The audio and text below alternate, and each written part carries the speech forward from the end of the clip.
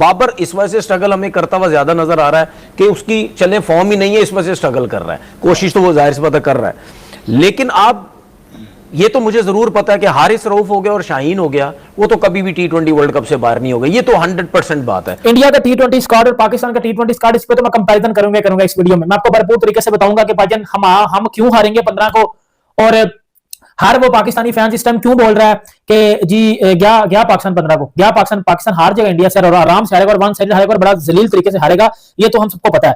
लेकिन other hand अगर आपको मैं बात करूं तो वो किधर के जो एक टाइम पे कहते थे कि Babar Azam is better than Virat Kohli और बाबर से बड़ा कोई प्लेयर नहीं है, वो हार्दिक पांड्या को और जसप्रीत बुमराह इन दोनों को जो रेस्ट देने जा रहे हैं, और ये बताया गया कि वो जो प्रायोरिटाइज है वो T20 को कर रहे हैं, क्योंकि आगे चलकर जो T20 वर्ल्ड कप जो होना है, लिहाजा ODI हमारे लिए इतना जरूरी नहीं है। इसलिए उन्होंने ये फैसला किया कि इन दोनों को जो रेस्ट करवा दिया जाए और ताकि ये फ्रेश होकर जो T20 में हिस्सा ले सके। तो बात यह है कि अगर आपने इन चारों को भी T20 वर्ल्ड कप में लेके जाना था या है, तो आपको इनको जरूर इस सीरीज के अंदर जो है रखना चाहिए था।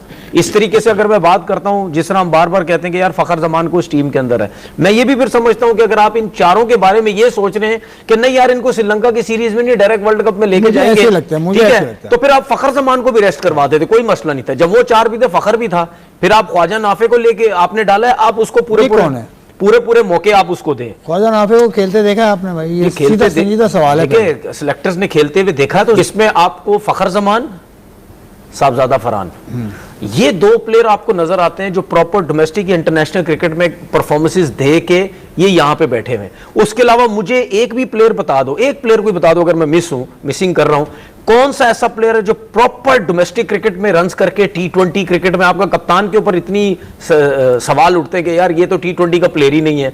साइम अयूब, लोग कहते हैं साइम अयूब, लोग क्या सारे T20 मैचेस खेला है पाकिस्तान से, गलत तो नहीं कहते ना यार? नहीं, लोग गलत कहते हैं भाई, लोगों की बात में नहीं आया करो। क्या मतलब? लोगों की बात में नहीं आया करो, स्टैट्स देखो, सिचुएशन देखो। अच्छा, मैं लोगों की बात में नहीं आता तो मेरा आपसे सवाल है, क्या परफॉर्मेंस है T20 की, आप बता दें सलमान की। पहले मैंने नाफे का पूछा है, वो बता दें। वो तो मैं बता दें, मैं सलमान की बता दूंगा ना, सलमान की निकालनी पड़ेगी यार भाई। मैंने तो सबका कह दिया, मैंने तो मुनाफे को मुबारकबाद भी दे दी ट्वीट करके कि बहुत अच्छी बात है ये सब कुछ। अच्छा, बिना देखे आपने परफॉर्मेंस नहीं तो मुझे चीज, अच्छा T10 ने बहुत अच्छा खेला, बात सुनो ना, सुने, T10 ने बहुत अच्छा खेला, सुपर 6 ने बहुत अच्छा खेला। अगर मुझे कोई ये कह दे ना, 2 मैचेस खेला, 8 इनिंग्स है उसकी फर्स्ट क्लास। मैंने इसीलिए आपके सामने साहबजादा फरहान और फखर जमान की बात की।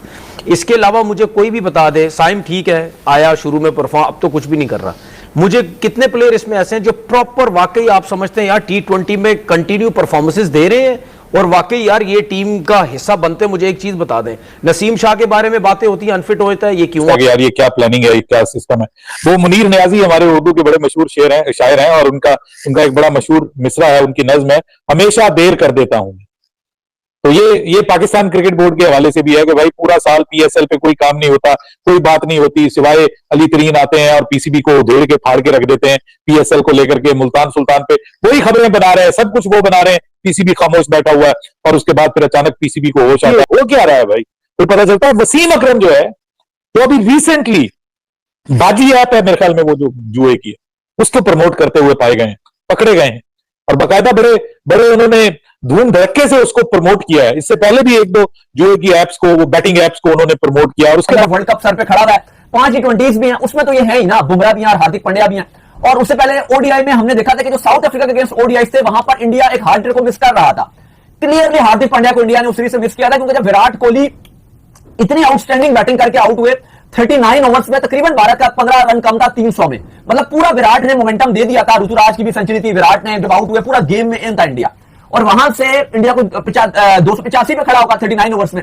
और उसके बाद इंडिया ने 50 ओवर में, जहां पे हमें लग रहा था कि यहां से 450 बनाएगा, इतना अच्छा प्लेटफॉर्म सेट है, नीचे से हार्ड हिटिंग होगी, लेकिन इंडिया ने सिर्फ 350 कुछ बनाया, और वो साउथ अफ्रीका ने चेस भी कर लिया, क्योंकि एंडिंग बहुत ही खराब थी आखिरी 10 ओवर में। जडेजा का टुक था, बाकी भी किसी ने कुछ नहीं किया। तो उस सूरत में इंडिया मिस कर रहा था हार्दिक पांड्या। लेकिन बात यह है कि T20 वर्ल्ड कप अहमियत का हामिल है, तो ये बेहतर डिसीजन है कि उससे पहले ODI में आप चाह रहे हो कि उनको आराम करवा। रोहित को जो उन दोनों की वापसी होने जा रही है, रोहित और विराट जो उन दोनों जो है वो दोबारा से आपको जो ODI के अंदर जो देखने को मिलेंगे, बना रहे। तो ये बड़ी खबर है जी कि आपको जो दोबारा से इन एक्शन जो है वो देखने को मिलेंगे। गौतम गंभीर ने काफी कोशिश की थी कि विराट कोहली और रोहित शर्मा को भी आराम करवाने प्लेयरों का जो है, लेकिन BCCI ने उनकी बात को रद्द कर दिया और एक अच्छा डिसीजन था, उनको शटअप कॉल दिया कि भाई ऐसा ODI वर्ल्ड कप आपका सर के ऊपर खड़ा हुआ है, जो आपने जो बड़े ODI के प्लेयर नए निकाल लिए, अभी तो ODI आप जो एक फॉर्मेट खेल रहे हैं आप उसको खिलाओ ना, ताकि वो रन भी बना रही है। विराट की 150 की एवरेज थी, रोहित शर्मा अभी आप देख लो कितना अच्छा करते रहे हैं, पूरा साल उनका बेहतरीन रहा है, प्लस विजय हजारे ट्रॉफी में विराट कोहली की आउटस्टैंडिंग बैटिंग है, कल मैन ऑफ द मैच का वो जो भी पिछला लास्ट मैच हुआ था मैन ऑफ द मैच का अवार्ड मिला, 77 रन बनाए, उससे पहले सेंचुरी स्कोर की, कल फिर विराट कोहली का मैच है विजय हजारे ट्रॉफी में। खैर इसके बाद जो हमारे पास अपडेट आ रही है वो अपडेट जो हमारे पास आ रही है वुमेन्स के हवाले से, तो इंडिया की जो वुमेन्स है, खैर मेंस तो भी नहीं खेल रहे ना, पाकिस्तान के मेंस खेल रहे हैं ना इंडिया के मेंस खेल रहे हैं, लेकिन इंडिया की जो वुमेन्स है वो क्लियरली जो डोमिनेट कर रही है। किया T20 के अंदर भी जब मौके मिले उसने परफॉर्म करके दिखाया है, तो इसलिए मैंने on the basis of all 3 formats Kuldeep Yadav को चूज किया best fast bowler. Best fast bowler बहुत इंपॉर्टेंट है, बहुत ज्यादा इंपॉर्टेंट। इसमें अनफॉर्चुनेटली मैं किसी इंडियन का नाम नहीं लूंगा, क्योंकि अगर सारी इंडियंस ले लिए तो फिर कैसे कवर होगा सब कुछ।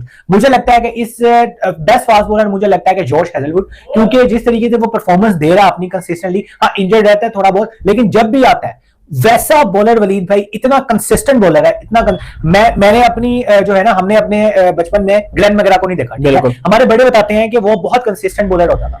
आज हम देख रहे हैं जॉश हेजलवुड को कि एक ही लाइन पे बॉल करता रहेगा और वो तंग करके रख देता है बैट्समैन को। तो मुझे लगता है कि ऑल फॉर्मेट से अगर हम हिसाब किताब लगाया जाए तो मुझे लगता है Josh Hazlewood is my player. आपका जॉर्ज हेजलवुड है, और मैं जिसको कहता ना जा रहा हूँ वन एंड ओनली स्टार्की के साथ, मिचेल स्टार्क के साथ। स्टार्क ने 2025 के अंदर टेस्ट क्रिकेट के अंदर तबाही मचाई है, और जिस तरह से उसने एशेज में परफॉर्मेंस करके दिखाई है, बड़े बड़े मैच का बड़ा खिलाड़ी है, इसलिए जैसा कहते हैं मैं स्टार्क को चूज कर रहा हूं, क्योंकि हेजलवुड भी बहुत शानदार है, आईपीएल के अंदर परफॉर्म रही। ऑस्ट्रेलिया के ही फास्ट बॉलर ऐसे हैं जो दिल को भाते हैं, जनरल जिसको कहते हैं ना फास्ट बॉलिंग करते हुए दिखाई देते हैं। बुमराह का भी नाम इसके अंदर था, लेकिन क्योंकि बुमराह जिसको कहते हैं ना, स्टार्क ने मुझे बहुत इंप्रेस कर दिया किस सीरीज में 4-0 कर दिया जी। देखिए जी, श्रीलंका और इंडिया की सीरीज चल रही है, वैसे तो कोई खास उसकी हाइप नहीं है, लेकिन इंडिया की वुमेन्स जो है वो जबरदस्त कर रही है। बात इसलिए इंडिया की वुमेन्स की जाती है क्योंकि वर्ल्ड कप विनर टीम है, ओडीआई वर्ल्ड कप जो इस साल का हुआ वो इंडिया की वुमेन्स ने अपने नाम किया, पहली बार किया, हर जगह हाइप बनी, क्योंकि शायद सोच ऐसी नहीं थी कि इंडिया वुमेन्स जीत पाएंगी। हमेशा हमें लगता है कि ऑस्ट्रेलिया, इंग्लैंड या न्यूजीलैंड की जो वुमेन्स है वो टॉप करती है, ऑस्ट्रेलिया और इंग्लैंड की बहुत ही ऊपर नजर आती है। वर्ल्ड कप भी वही दोनों शेयर करते रहते हैं, ऑस्ट्रेलिया इंग्लैंड ऑस्ट्रेलिया, लेकिन पहली बार हिस्ट्री में वुमेन्स ने अपना नाम दर्ज किया, तो काफी बात भी हुई, वुमेन्स को जाना भी, उनके खिलाड़ियों की भी दुनिया भर में बात की गई, काफी वायरल भी रही, डिफरेंट अगर आप देखो उनकी हाइप रही। लेकिन अब जो सीरीज चल रही थी, कल इंडिया की वुमेन्स ने चौथे T20 मैच में भी श्रीलंकन टीम को ट्रैश कर दिया और फुली डोमिनेट दिखाया, और 4-0 इसके अंदर, इसलिए इस एज में, इस एज के अंदर फिर उसकी डेडिकेशन देखते हुए बेस्ट ऑलराउंडर 2025, बेस्ट ऑलराउंडर, बहुत अच्छा, बहुत अच्छा, यहाँ पे बहुत ज्यादा टफ है ये।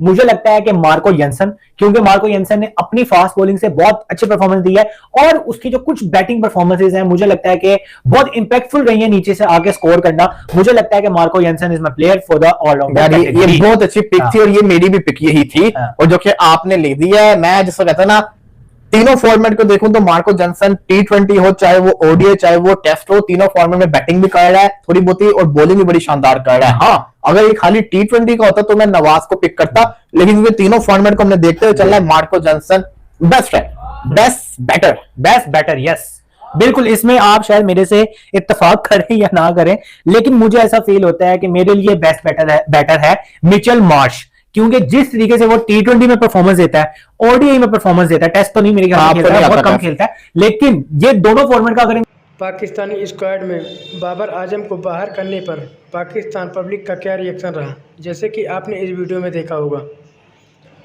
दोस्तों, अगर हमारे इस चैनल पर नए हो तो चैनल को भी सब्सक्राइब कर लें, क्योंकि ऐसी वीडियो के साथ आपसे मिलते रहेंगे। और आप लोग कमेंट में आप बताएं कि 15 फरवरी को कौन सी टीम जीत रही है।